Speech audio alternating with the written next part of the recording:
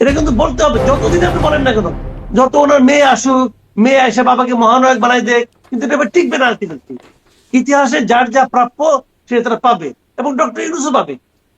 Doctor ইউনূসের তার সেই আপনার ক্ষুদ্র ঋণ দিয়ে উনি কি অর্জন করছেন, আর সরকারের দায়িত্ব নিয়ে 1.5 বছরে কি কি বিসর্জন দিয়েছেন, সব আলোচনাই হবে।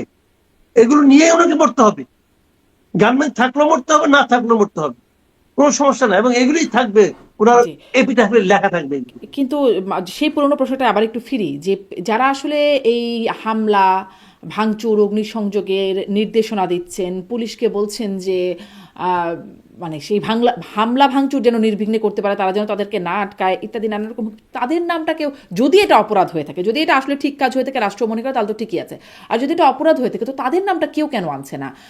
বা মানে ধরেন ভারতে আনছে না পলাতক, এগুলো, ভারতে পলাতক আওয়ামী লীগ তারাই নেতা। তো ক্ষমতা আছে রে ভাই। হ্যাঁ। এই যে আপনি বলেন, এই যে গুম হয়েছে না, গুম তো হয়েছে, গুম তো হয়েছে, গুম কারা করাইছে?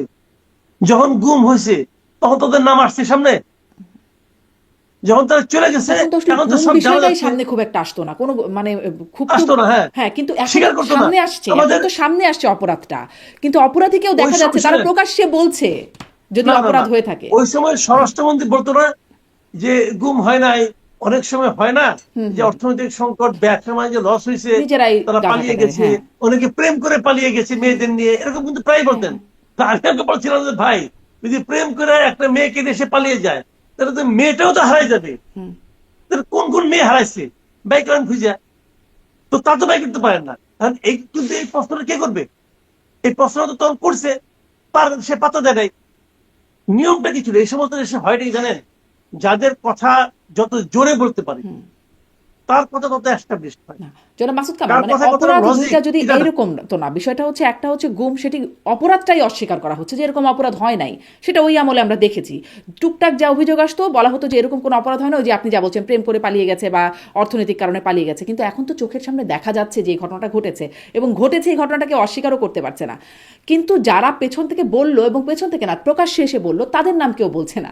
মানে যদি এটা অপরাধ হয়ে থাকে, যদি এটা অপরাধ হয়ে থাকে, অপরাধটা যদি স্বীকার করা হয়ে থাকে, তাহলে যারা আসলে এটার আহ্বান করছে বা নির্দেশনা দিচ্ছে তাদের নামটা আসবে না কেন? দেখেন, এখানে রাজনীতি আছে রে ভাই। যেমন ধরেন আমি একটা উদাহরণ দেব বলি আপনাকে। নাহিদ ইসলাম বলল সরকারের একটা অংশ এর সঙ্গে জড়িত আছে, বলছে তো সে নাম বললো না কেন? সে নাম বললো না কেন? সে তো জানে, সে যখন এত বড় পলিটিক্যাল পার্টি লিডার, সে জানে দায়িত্বপূর্ণ ব্যক্তি একজন, সে নাম বলে না কেন? সেও নাম বলে না। সে আগে আগে একবার বলে নাই, অনেক সরকার তার এখান থেকে পালানোর ব্যবস্থা করতেছে, হুম। চলে যাচ্ছে, হ্যাঁ, নাম বলছে? নাম বলে নাই তো। আবার দেখেন আরেক, আপনি খেয়াল আছে কিনা, এক সাবেক সচিব সাত্তার সাহেব, সে বলছিল যে 8 জন উপদেষ্টার দুর্নীতি গোয়েন্দা রিপোর্ট তার কাছে আছে। একজন নাম ধরে বলছে 8 জন উপদেষ্টা, নাম বলছে? জামায়াতের নাম নায়েবে বলে নাই কেন? আমিরও বলছিলেন উপদেষ্টাদের হ্যাঁ, ফোন আলাপ নাকি বলছে আছে। অনেকের টেলিফোন কল তার কাছে আছে, হ্যাঁ। নাম বলে না কেন? এই সবগুলি ধান্দাবাজ। ধান্দাবাজ কেন আমি বলি? দুইটা কারণে তার নাম বলে না। প্রথমত ভয়ে বলে না, যে আমি বললে আমার সমস্যা হতে পারে, আমারও তো অনেক ঝামেলা আছে, আমার গুলিও সে জানে, তখন আমারটা সে বলে দিবে, আমি ভাই ভয়ে বলবো না। এটা একটা কারণ হতে পারে। আরেকটা হতে পারে, এটার মাধ্যমে তারা ব্ল্যাকমেল করে, যে আপনার নাম কিন্তু আমি কয়ে দেবো, আমার কিছু দেন। তারা কিছু দেয়, হয় মাল খায়, অথবা ভয় বলে না, অথবা ধমক খায়। এখন কোনটা হয়েছে কে জানে, কিন্তু আমি মনে করি তাদের বলে দেওয়া উচিত। বলেন আপনারা, হুম। বলেন এটা না মনে কোনো। হচ্ছে ওই যে একটা আগে একটা ভাইরাল বক্তব্য পাওয়া যেত না, এখন তো অনেক কিছু ভাইরাল, আগে এত কিছু ভাইরাল হতো না। মুন্সিগঞ্জের এক বিএনপি নেতা বলছেন নাম বলবো না, নাম বললে চাকরি থাকবে না। এখন কি সেই রকম একটা অবস্থা যে নাম বললে আসলে চাকরি থাকে না বলে নাম বলা না? কিন্তু ধরেন এই উপদেষ্টাদের নাম ভয়ে বলছে না বা ব্ল্যাকমেল করছে বলছেন না, তাদের নামটা কিন্তু কেউ জানেও না, মানে প্রকাশ্যে ঠিক কার কার কথা বলছেন একটা ধারণা হয়তো অনেকে করেন। কিন্তু এখানে আমার প্রশ্নটা বিশেষ করে এখানে যারা বলছেন, যারা, তারাও তো লুকায় লুকায় বলছেন না যে তারা গোপনে ষড়যন্ত্র করে বলছেন, তারা প্রকাশ্যে সামাজিক যোগাযোগ মাধ্যমে আহ্বান করে বলছেন। কিন্তু তাদের কথা সরকার কখনো বলছে না যে তারা আছেন এর পেছনে। যদি অপরাধ হয় তাহলে, আর যদি অপরাধ না হয়, যদি তারা যা বলছেন যেটি আসলে ভেঙেই দেওয়া উচিত, গুড়িয়ে দেওয়া উচিত, তাহলে ফাইন। কিন্তু যদি অপরাধ হয় তাদের নাম কেন আনে না? সরকার তাদের কিন্তু বলছে না কেন? বললে দুটো ঘটনা এখানে ঘটে। একটা হলো বলার সঙ্গে সঙ্গে তাদেরকে রিকগনাইজ করা হচ্ছে, যে একটা বিষয়। আরেকটা বিষয় হলো তারা তো এই সরকারের আওতার বাইরে। তাদের কিন্তু চাইলেই সরকার আনতে পারছে না দেশে, তারা বিদেশে বসে বসে করতেছে, তো আকাম এরকম কুকাম আওয়ামী করতেছে। লীগ নেতারা বিদেশে, তাদের বিরুদ্ধে এখনো মামলা হচ্ছে না? হচ্ছে তো। হচ্ছে, হুম। কিন্তু এখন এটা গভর্নমেন্ট, এটা গভর্নমেন্ট মনে করে এটা লোক পাগলামি করলো, এটা আমার লোক, গভর্নমেন্ট এটা মনে করে, ওদেরকে মনে করে আমার লোক না, অতএব মামলা হয়। হুম। ভাই আমি তো আগেই তারা বললাম যে এত গালি সরকার দেন, তো তারপরেও মনে করে যে আমার ব্যক্তির লোক। নয়। মানে তারা তো হ্যাঁ, প্রকাশ্যে গালি দেন গভর্নমেন্টের, একদম ডক্টর ইউনূস দেখ, থেকে শুরু করে, তারপরেও তাদেরই লোক। হতেই পারে গেলে তাও নিজের লোক। হুম। নিজের গরু যদি গুতায় সমস্যাটা কি? যে গরু দুধ দেয় তার দিয়ে একটা লাথি খাওয়া যায়, হুম। তারা তো ওইভাবে চিন্তা করে। মানে কি বলবেন, মানে কেন বলে না? অথবা তাদের কোনো মেরুদণ্ড নাই, অথবা তাদের গন্ডারের চামড়া, এটা কি বলবে? আবার তারা যেগুলি বলে, হয়তো তাদের কাছে তথ্য প্রমাণও আছে, হয়তো ঘটনা সত্য হইতে পারে। আমি যখন নাকি গভর্নমেন্ট কিছু না বলে, যখন আপনার সম্বন্ধে একজন সম্বন্ধে বললো এই যে তুমি এত এত টাকা চুরি করছো, বললো, সে কোনো আওয়াজ দেয় না, চুপ করে থাকে, তার মানে কি সে তাহলে কিল খেয়ে কিল হজম করতেছে, ঘটনা সত্য, তখন সে আওয়াজ দেয় না কেন, জবাব দেয় না কেন? ঘটনা সত্য হইতে পারে। ওরা তো সমস্ত উপদেষ্টাদের নিয়ে এগুলি বলে যে কে কে কত টাকা বাড়ছে, কে কিভাবে টাকা পাচার করছে, হুম। উপদেষ্টাদের নিয়ে বলে না তারা? বলে। কেউ কোনো জবাব দেয় না কেন? তার মানে তারা তারা মনে করে আরে ও তো বুঝে ফেলেছে, আমি জবাব দিলে যদি তথ্য প্রমাণ হাজির করে দেয়, দরকার নেই, চুপচাপ থাকি, কিছু টাকা টোকা দিয়ে থামাই। হইতে পারে ভাই, আমি জানি না কি এটা। হুম। বাট আমার কথাটা হলো কি, আমার সম্পর্কে আপনি বলেন একটা কথা, আমি ছাড়বো? আমার সম্পর্কে ইলিয়াস আলী, ইলিয়াস হোসেন আমার সম্বন্ধে অনেক কিছু বলছিল, আমি ছাড়ছি? আমার সম্পর্কে তো পিনাকিও বলছিল, আমি ছেড়েছি? আমি বলছি তো, আসেন ভাই, চ্যালেঞ্জ, আপনি আসেন, আপনি কি করবেন আমার বলেন? আমি চ্যালেঞ্জ করেছি, প্রমাণ করেন আপনি। তো এই প্রমাণ করার জন্য যে মেরুদণ্ড থাকা দরকার, আনফর্চুনেটলি তারা বড় হইতে পারে, তাদের সেই মেরুদণ্ড নাই, তারা এই জন্য সব সহ্য করেন। আমি তো সহ্য করি না, আমি তো সহ্য করি না, তখন কি করবেন আপনি? না, তাদের সেই আত্মবিশ্বাস নাই, তাদের সেই মেরুদণ্ড নাই, তাদের সেই সততা নাই। হুম। মানে আমি আমার মনে করি তাহলে, এটাই। তাহলে প্রশ্ন হচ্ছে, তাহলে এই চুনোপুটিদের কেন ধরা হচ্ছে, যাদেরকে হামলা করতে দেখা যাচ্ছে? তারা তো মানে স্বতঃস্ফূর্তভাবে এসে হামলা এইটা করছে বিষয়টা ধরারও কেন? একটা ইতিবাচক, হ্যাঁ, এটা ধরারও একটা ইতিবাচক দিক আছে। ইতিবাচক দিকটা কি? যেমন ধরেন, প্রথম আলোতে যাদেরকে ধরা হয়েছে, একজনকে দেখলাম ধরছে, সে তার কাছ থেকে নগদ 50,000 টাকা পাইছে, হুম। আর সে একটা টিভি কিনছে, একটা ফ্রিজ কিনছে, ওগুলো উদ্ধার করা হয়েছে। হুম। তার মানে এই লোকগুলি কি আসলে চোর? বেসিক্যালি এগুলি চোর। চোরগুলি তারা আসলে এখানে পাঠাইছিল, ওই বলছে তোমরা একটা লেবাস পরে যাও, যাতে নাকি তোমাদের তৌহিদি জনতা, তোমরা যদি বলো তাহলে লোকে মানবে, এবং তোমরা এগুলো করো, করে তুমি যা পাবা নগদ পাবা, এটি তোমার লাভ। হইতে পারে, এটা কিন্তু নাও হইতে পারে, আবার হইতেও পারে, আমি মনে করি হয়েছে। এরা এখানে গেছে, যা চুরি চামারি করে যা পাইছে লুটপাট করে নিয়ে গেছে। সুবিধাটা হলো কি, যখন আপনি এদেরকে ধরে ফেলাবেন 2 দিনের মধ্যে, তখন এরপর যখন তারা আহ্বান জানাবে, তখন এই চোরগুলি আর যাবে না। চোরগুলি ভাববে যে এই যে একটা ফ্রিজ, একটা টিভি পাওয়ার জন্য, অথবা একটা দেখলাম যে একটা হারমোনিয়াম নিয়ে যাচ্ছে, বড় একটা হারমোনিয়াম সে মাথায় করে নিয়ে নিয়ে যাচ্ছে, হুম। তো এই ছায়ানট থেকে, তো এগুলি কিন্তু তখন তারা আই যাবে না, তারা ভাববে এটা করলে তো আমি ধরা খাবো। এইটার একটা পজিটিভ দিক আছে। এরপরে যখন ডাকবে আর লোক পাবে না, হুম। কাজেই যখন এদেরকে কেউ ধরে না, তখনই কিন্তু এই ধরনের ঘটনাগুলো ঘটতে থাকে, যে আমাদের কেউ ধরবে না, আমি এরে গালাগালি করবো, পুলিশের গালাগালি করবো, আর্মির গালাগালি করবো, আর নগদ যেটা পাবো ওটাতে ফ্রিজ কিনবো, টিভি কিনবো, হুম। অসুবিধাটা কি? হুম। কাজে এইটা ধরানোর একটা ইতিবাচক দিক আছে আমি মনে করি, কিন্তু এটা কখনোই বন্ধ হবে না যতক্ষণ পর্যন্ত আপনি মূল জায়গায় হাত দিতে না পারবেন, মানে এবং সেটা এই চোর ধরারও সরকারের হাত কিছু, দেওয়ার ইচ্ছাও নাই। ছিচকা চোর ধরার কিছু বেনিফিট আছে, কিন্তু ওই যে রাঘব বোয়াল, যাদের কথা আপনি বলছেন, আমরা দেখলাম মানে যারা প্রবাস থেকে হুমকি বা এই আহ্বানগুলো জানাচ্ছেন, তার বাইরেও আমরা দেখলাম রাকসু ভিপি, তারপরে জাকসু সেক্রেটারি শিবিরের, তারাও এরকম বলছেন যে প্রথম আলো ডেইলি স্টার না ভাঙলে প্রকৃত স্বাধীনতা অর্জন হবে না, এবং তারপরে তাদের বিরুদ্ধে তাদেরকে শো কজ নোটিশও করা হয়েছে জামাতের পক্ষ থেকে, শিবিরের পক্ষ থেকে, এবং তারা এটা দায় অস্বীকার করছে, বলছেন তারা এটা ব্যক্তি দায়। আবার একজন ঢাকা বিশ্ববিদ্যালয়ের একজন শিবির নেতা শহীদুল্লাহ হলের সাহিত্য সম্পাদক, একদম ছবি সহ এসেছে যে তিনি আসলে এটার মধ্যে আছেন, এই হামলার মধ্যে আছেন। কিন্তু শুনেন, হ্যাঁ, এখানে তারা অবশ্য দায়িত্ব অস্বীকার করছে, দায় অস্বীকার করছে, বলে। না না, এটা পার্টি দায়িত্ব অস্বীকার করানো কিছু যায় আসে না। জামাত কি বললো, শিবির কি বললো, কিচ্ছু যায় আসে না। কথা হলো উচ্চারণটা কে করেছে, যিনি উচ্চারণ করেছেন এই কথাটা, আমি তো বলবো তার উস্কানিতে এইগুলি ঘটছে, এবং সেই ব্যক্তিটাকে আইনের আওতায় আনা উচিত, জরুরি ভিত্তিতে উচিত। কিন্তু আমার ধারণা আমাদের সরকারের সেই ক্ষমতা নাই, সেই সাহস নাই, তারা পারবে না আনতে। তারা যদি পারে, আমি চ্যালেঞ্জ করলাম, তারা যদি পারে, তাহলে আমি বলবো যে না, ঠিক আছে, আমি ভুল বলছিলাম। পারবে না, আনা উচিত। যে কোনো সেন্সিবল গভর্নমেন্ট হলে পরে অলরেডি রাকসুর ভিপি কে এখন আইনে আওতায় আনতো, তাকে ধরতো, তোমার উস্কানি কর। আপনি বলেন তো আনিস আলমগীর কি করছে রে ভাই? আনিস আলমগীর কি কাউকে মাঠে নামাই দিছিল?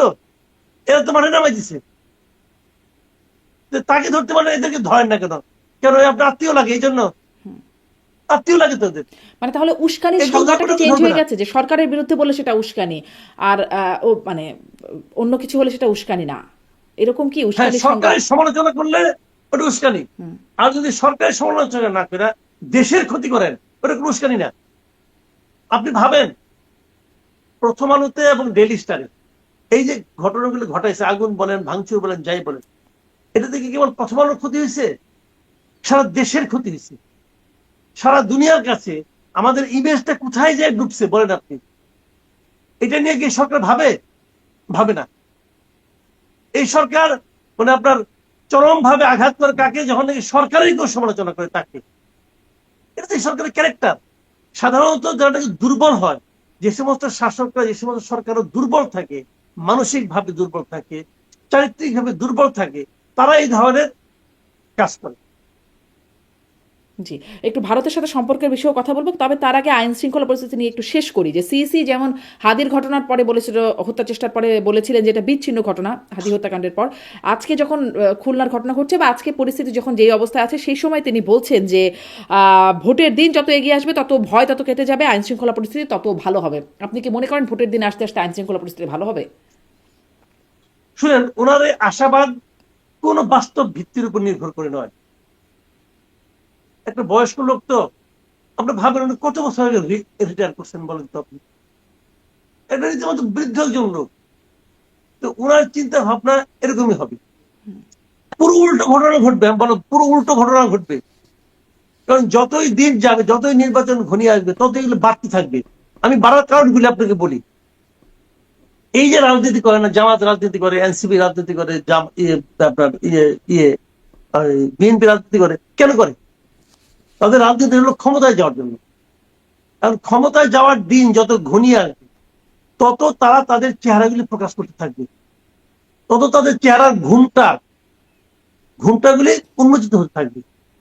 এবং সেখানে কিন্তু সবাই ক্ষমতায় যাওয়ার কথা, সবাই দেখবে লোকগুলো ক্ষমতায় যাওয়ার জন্য মরিয়া হয়ে গেছে। এর মধ্যে আবার সরকার আরেক আকাম করছে। সেই আকামটা হলো যে প্রত্যেক প্রার্থী গানম্যান নিতে পারবে, নিজে গানম্যান নিতে পারবে। একজন প্রত্যেক প্রার্থী অস্ত্রের লাইসেন্স নিতে পারবে, নিজে অস্ত্র বহন করতে পারে। আচ্ছা, আপনি একটা দৃশ্য একটু ইমাজিন করেন তো। একজন লোক, গ্রামের একজন, মানে মনে করেন আপনার আমাদের চাচি খালা এরকম, মনে করেন 60-70 বছর বয়সে একজন ভদ্র মহিলার কাছে গেছে ভোট চাওয়ার জন্য। তার এক হাতে একটা পিস্তল, আরেক হাতে একটা লিফলেট। ভাবেন তো দৃশ্যটা। তো এটা কি কোনো এটা কি কোনো সেন্সিবল কাজ হচ্ছে? আপনি 20,000 লোককে বলবেন তোমরা অস্ত্র নিতে পারবা, যেদিন ইলেকশন শেষ হবে সেদিন থেকে তো অস্ত্রগুলি আবার তাকে ফেরত দিতে হবে। কাকে ফেরত দিবে? সে তো অস্ত্রগুলি কিনছে টাকা দিয়ে। যখন লাইসেন্স দিবে তোর টাকা দিয়ে কিনছে, তুই কি করবে অস্ত্রগুলি নিয়ে? আসিফ মাহমুদ সজীব ভুইয়া, তার 2-2টা অস্ত্র ছিল। সে অস্ত্রগুলি কি করছে? এখন জমা দিছে। সে তো এখন প্রার্থী হয় নাই, জমা দিছে। সে তো মন্ত্রীর কোটায় পাইছিল, তার তো অস্ত্র পাওয়ার বয়স হয় নাই। ওই অস্ত্রগুলি কই? এই প্রশ্ন কেউ করে না, এই প্রশ্ন কেউ করে না। তো আপনি কি বলবেন এটা? আপনি এদের কিছু বলার নাই তোর ভাই, এগুলি বললে তো কোনো লাভ নাই। মানে সরকার নিজে এগুলি করতেছে, কি বলবেন? মানে একটা নন সিরিয়াস গভর্নমেন্টের যা যা বৈশিষ্ট্য থাকা উচিত, এই সরকারের সব আছে তার। এই মধ্যেই এইবার বাস্তবতা বা পরিস্থিতির মধ্যেই ফিরছেন তারেক রহমান। এখন পর্যন্ত তার ফেরাটা একরকম নিশ্চিত বলে জানা যাচ্ছে, এবং দেখা যাচ্ছে যে তার সংবর্ধনায় 30টি বিশেষ ট্রেন, যেটি 36 লাখ টাকা দিয়ে মানে সেটি ভাড়া করা হচ্ছে। কিন্তু লন্ডনে তিনি বলে আসলেন যে তাকে যেন বিদায় জানাতে এয়ারপোর্টে কেউ না যান, তাতে একরকমের অসুবিধা হবে এবং ইমেজও খারাপ হবে। এটির কথা চিন্তা করে তিনি বললেন। বাংলাদেশে আসলে কারো অসুবিধা হয় না? এত মানুষ যাবেন মানে ঢাকা শহরে, তাতে কারো অসুবিধা হয় না? মানে এতে কোনো ইমেজের সমস্যা? শুনেন, আমি বলি আপনাকে, মূল জিনিসটা হলো কি, আমি আপনাকে একটা দৃশ্য চিন্তা করতে বলি। ধরেন আপনি যখন বিদেশ যান, বিদেশে যখন এয়ারপোর্ট আপনি নামার পর ইমিগ্রেশনে যান, অমুক করেন তমুক, আপনারা কিন্তু খুব সুশৃঙ্খল থাকেন। এই আপনি যখন আবার বাংলাদেশে আসেন, এয়ারপোর্টে নামার পরেই কিন্তু আপনি ছোট ছোট আরম্ভ করেন। আপনি কত পাওয়ারফুল, আপনি যারা পাবলিক ফিগার, এটা প্রমাণ করার চেষ্টা করেন। আপনি একটা অন্যভাবে বেরিয়ে আসার চেষ্টা করতেছেন। কিন্তু দেখেন একই লোক, কিন্তু একই লোক। তার মানে সমস্যাটা কোথায়, পার্থক্যটা কোথায়? পার্থক্য হলো মাটির পার্থক্য। আমাদের মাটি এরকম, এই মাটিতে যখন আপনি আসবেন তখন আপনি এই মাটির মতো হয়ে যাবেন। এখন তারেক রহমান সাহেব এক ধরনের চিন্তা করতেছেন, উনি ওনার চিন্তার প্রতিফলন ওখানে ঘটাতে পারছেন, এখানে পাচ্ছেন না, অথবা চাচ্ছেন না, অথবা এখানে যারা তার সঙ্গী সাথী আছে, অথবা তার চারপাশে যারা থাকছে, তারা তাকে বোঝাচ্ছে যে এরকম করা উচিত, নাহলে কিন্তু আপনার এই ইমেজটা হবে না, তাহলে কিন্তু মানুষের মধ্যে আপনার সেই জনপ্রিয়তা বাড়বে না। মানে এই যে একটা শোয়িং টেন্ডেন্সি, যে জিনিসটা, এই জিনিসটা অ্যাভয়েড করতে পারলে ভালো হতো। কিন্তু সেই অ্যাভয়েড করতে করা যে ভুল হবে, এটা তার আশেপাশের লোকজন তাকে এমন ভাবে বুঝাচ্ছে, উনি এর বাইরে কিছু চিন্তাই করতে পারছেন না। যে জিনিসটা সব আমলে হয়, আমাদের এখানে কি হয়, আমি তো বলি তো, যে ক্ষমতায় যায় সেই স্বৈরাচারী হয়ে ওঠে। কেন হয় জানেন? তাকে স্বৈরাচারী বানিয়ে দেওয়া হয়। তার আশেপাশের লোকগুলো তাকে স্তুতি করতে করতে, এই স্তাবকের দল তেলের বোতল নিয়ে, ড্রাম নিয়ে যা বলতে বলতে, তার মধ্যে এমন একটা ধারণা তৈরি করে যে উনি এক পর্যায়ে বিশ্বাস করেন যে উনার কোনো ভুল নাই। এবং তারপর উনি এক পর্যায়ে এমনও বিশ্বাস করেন যে উনি আসলে মানুষই না, উনি আসলে মহামানব জাতির লোক। এই বিশ্বাসটা তাকে করতে বাধ্য করা হয়। আপনি খেয়াল আছে নিশ্চয়ই, একজন বিরাট সাংবাদিক এই শেখ হাসিনার এক ইয়েতে বলতেছিল যে আমরা তো আপনাকে হারাচ্ছি। আমি প্রথম ভয় পেয়ে গেছি, কি বলে? তখন আপনি তো এখন জাতীয় পর্যায়ে থেকে আন্তর্জাতিক পর্যায়ে নেত্রী হয়ে যাচ্ছেন, আমরা জাতি হিসেবে আপনাকে হারাচ্ছি। মানে তেল দেওয়ার যে কোন মাত্রা, কোন শিল্পের পর্যায়ে তারা পৌঁছে নিয়েছিল, এটা কি সেরকম শিল্পী খালি একটাই নাকি? এখনো শিল্পী আছে, অনেক শিল্পী দেখবেন এই তারেক রহমানকে বলতে থাকবে, আপনি যে 3বার হাত নাড়ছিলেন, ওই 3বার হাত নাড়ার কারণে আপনার 3 কোটি ভোট বেড়ে গেছে, বলবে। এটা তো যে সে হাত না, এটা হলো নেতার হাত, বলবে। এবং এক পর্যায়ে প্রথম বিরক্ত হবেন, তারপর সহ্য করবেন, তারপর বিশ্বাস করবেন। যেই মুহূর্তে বিশ্বাস করতে শুরু করবেন, সেই মুহূর্তে উনি স্বৈরাচারী হয়ে উঠবেন। মানে তাকে খুব ম্যাচিওর্ড ইদানিং মনে হয়। মানে লন্ডনে তিনি স্লোগানকে তিনি বলছেন যে আমার এসব একদম বিরক্ত হই আমি এগুলোতে, মানে আমরা শুনেছেন না? একটু আগে কিন্তু মাটির কথা কিন্তু একটু আগে বলছি, হ্যাঁ হ্যাঁ হ্যাঁ, কিন্তু মাটির মাটির কথা। দোষ রে ভাই। জি জি। হ্যাঁ, এই মাটিতে আসুক না, দেখি না কি হয়। মানে মাটিতে আসার আগেও তো তিনি নিষেধ করতে পারতেন, ওইখানে থেকে নিষেধ করে আসলেন, কিন্তু এই মাটিতে ঢোকার আগেই আর যাই হোক তিনি নিরাপদ তো, মানে যেরকম প্রথম আলো ডেইলি স্টার থেকে সব উপদেষ্টাদেরকে ফোন করে নুরুল কবির কোনো রকম পাচ্ছেন না, প্রেস সচিব অসহায়ত্ব প্রকাশ করছেন, তিনি আসলে তিনি নিরাপদ তো এখন এই পরিস্থিতিতে। দেখেন আসলে জিনিসটা হলো কি, মানুষের জীবন তো, এর কোনো গ্যারান্টি কেউ দিতে পারবে না। এর গ্যারান্টি কেউ দিতে পারবে না। নিরাপত্তা আসলে আপনার, মানে আপনি ভাববেন আমি নিরাপদ, কিন্তু আপনি দেখা যাবে সেটা নিরাপদ না। অথবা আপনি ভাববেন আমি নিরাপত্তাহীনতার মধ্যে আছি, দেখা যাবে আপনার কোনো নিরাপত্তার কোনো নিরাপত্তার কোনো সমস্যা হচ্ছে। এগুলি সবগুলি কিন্তু অনেক কিছুর উপর নির্ভর করে। পৃথিবীর অনেক রাষ্ট্র আছে যেখানে প্রেসিডেন্টরা মানুষের মধ্যে মিশে যায়, একদম মিশে যায়। একবার উরুগুয়ের এক প্রেসিডেন্ট দেখছিলাম, সে নিজে সে কৃষি কাজ করতেছে, হাসপাতালে যায় না, সে সিরিয়াল দিয়ে বসে দিচ্ছে। ওই লোকটা তোকে গুলি করে মারে না রে ভাই, ওই লোকটা কেউ গুলি করে মারে না। আবার অনেক লোক বিরাট নিরাপত্তার মধ্যে থাকে, তারপরে গুলি খেয়ে মরে, এরকম আছে কিন্তু অনেক লোক। এখন ঘটনা হলো কি, আপনার একটা কথা আছে, মানে গ্রামে প্রবাদ আছে যে বনের বাঘে খায় না, মনের বাঘে খায়। এখন আপনার মনে যদি আপনি বাঘকে লালন করেন, তাহলে এক ধরনের অবস্থা থাকবে।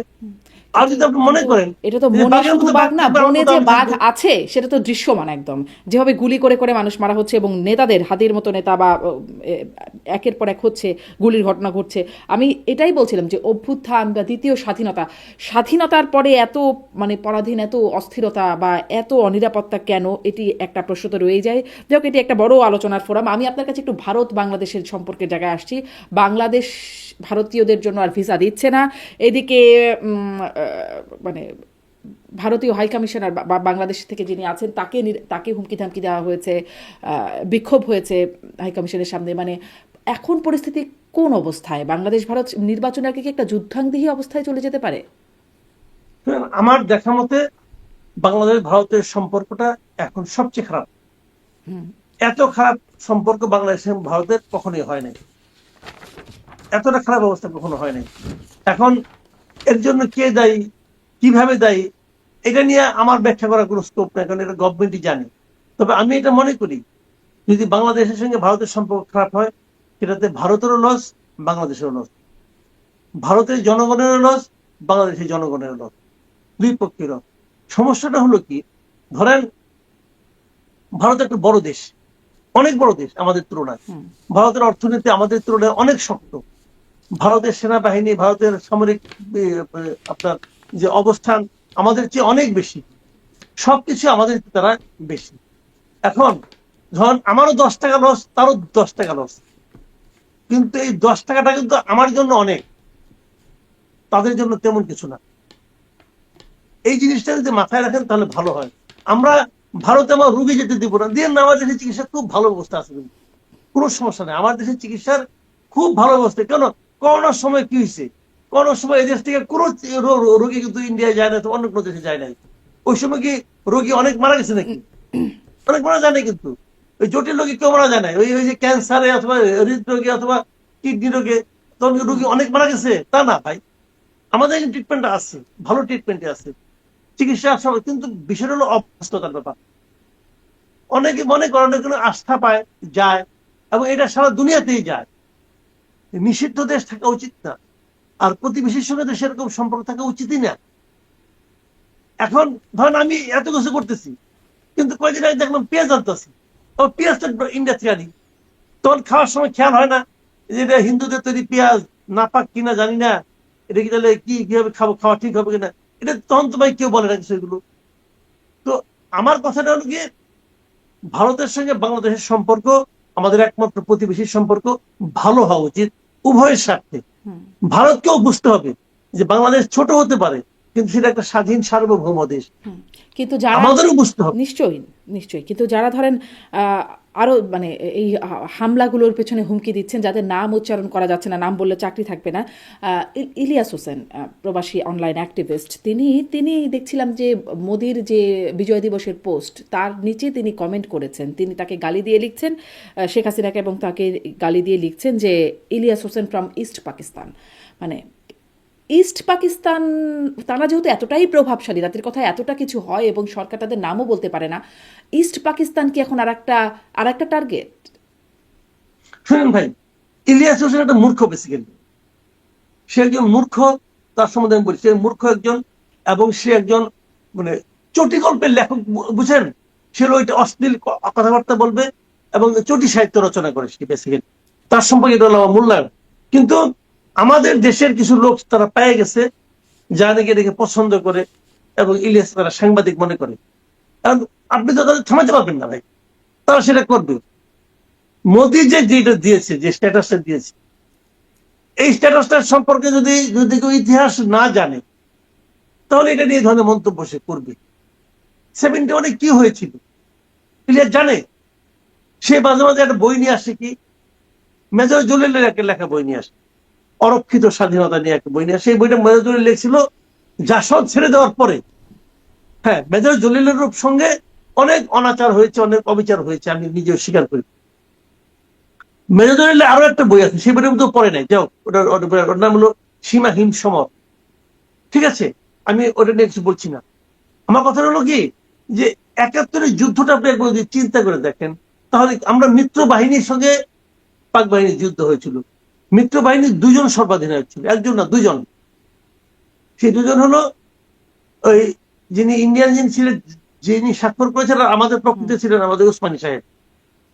খেয়াল করেন, তো ওই সময় যখন স্বাক্ষর করে, ঠিক আছে, ওনার কাছে স্বাক্ষর করছে, কিন্তু তারপরে কি আমাদের বিজয়টা হয় নাই? হয়েছে তো। ভারতের সঙ্গে কি পাকিস্তান যুদ্ধ ঘোষণা করে নাই? ডিসেম্বর 71 সালে ডিসেম্বরের 3 তারিখে পাকিস্তান তো ভারতকে আক্রমণ করেছিল। ভারতের 9টা এয়ার বেসে তারা আক্রমণ করেছিল। করার পর ভারত পাকিস্তানের মধ্যে যুদ্ধ ঘোষণা করছে, এবং যুদ্ধ ঘোষণা করার পর সেই যুদ্ধেরই কিন্তু রেজাল্ট এটা। এবং পাকিস্তানি বাহিনী তো শর্ত দিয়েছিল, তারা তো ইন্ডিয়ার কাছে, মিত্র বাহিনীর কাছে তারা আত্মসমর্পণ করার জন্য। আচ্ছা ঠিক আছে, মানলাম। আত্মসমর্পণের পর এই ইন্ডিয়ান এই আপনার পাকিস্তানি বাহিনীরা কোথায় ছিল? সব ইন্ডিয়া গেছিল, তাদের সবাইকে বন্দি করে ইন্ডিয়া যাওয়া হয়েছিল। এখন এবং সেই যুদ্ধে মিত্র বাহিনী মানে ইন্ডিয়ান বাহিনীর প্রায় 1100 থেকে 1200 লোক সৈন্য মারা গেছেন।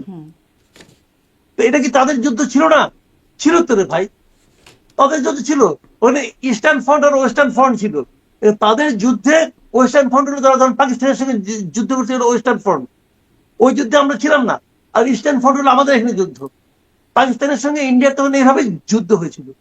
তো এখন ওয়েস্টার্ন ফ্রন্টে ইন্ডিয়া জিতছে, কারণ ওইটা কি ইন্ডিয়া তাদের বিজয় বলবে না?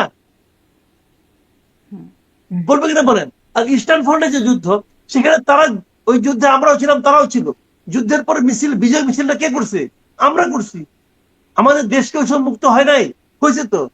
কারণ ইলিয়াস বলে যে 16ই ডিসেম্বরকে যদি কেউ বিজয় দিবস বলে, তাকে নাকি সে তার স্ত্রীর জুতা দিয়ে পিটাবে। তো এই পাগলে কি বলে এটা শুনে আমার হাত তালি দেয় যে হ্যাঁ পিটাবে।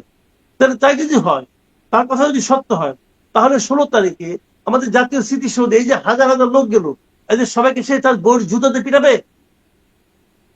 ভাই মূর্খ তোরে ভাই, এই মূর্খের নিয়ে আলোচনা করার সমস্যা একটা। ও পিটাবে নাকি? তো এগুলি বলে লাভ আছে রে ভাই? জি, আমরা নাকি এটা আওয়ামী লীগের কারণে গেছে? জি, আমরা আলোচনা না করলেও আসলে মানে তাদের হাতে যে একটা বড় রকমের নিয়ন্ত্রণ, তারা বললে যে অনেক কিছু হচ্ছে সেটি মনে হয়। কোনো নিয়ন্ত্রণ না রে ভাই, শুনে আমি বলি, কিছু মূর্খ লোক তাদের ওগুলি দেখে, ইউটিউব তাদের ওগুলি দেখে। ইউটিউবের ভিউ হলো ইম্পর্টেন্ট না, ভিউ অনেকেরই আছে, এরা ভিউ আছে। এটা তো বললাম তো, এটা চুরি টাকা এনে, এই যে আপনার দুইটা পত্রিকা তারা যে আক্রমণ করলো, লুটপাট করলো, কেন জানেন? এই যে টাকা পাওয়া গেছে, 32 কোটি টাকা ক্ষতি হয়েছে ইয়ের, আপনার এই মানে প্রথম আলো, ওরা যে মামলাটা করছে, মামলায় বলা হয়েছে 32 crore টাকা ক্ষতি হয়েছে। এগুলি কে দিছে? এরা জানিছে। কিন্তু এরা এখন যখন সিপিবি অফিস ভাঙতে বলে, তখন কিন্তু কেউ যায় না। যায় না কেন? কারণ ওখানে টাকা নাই।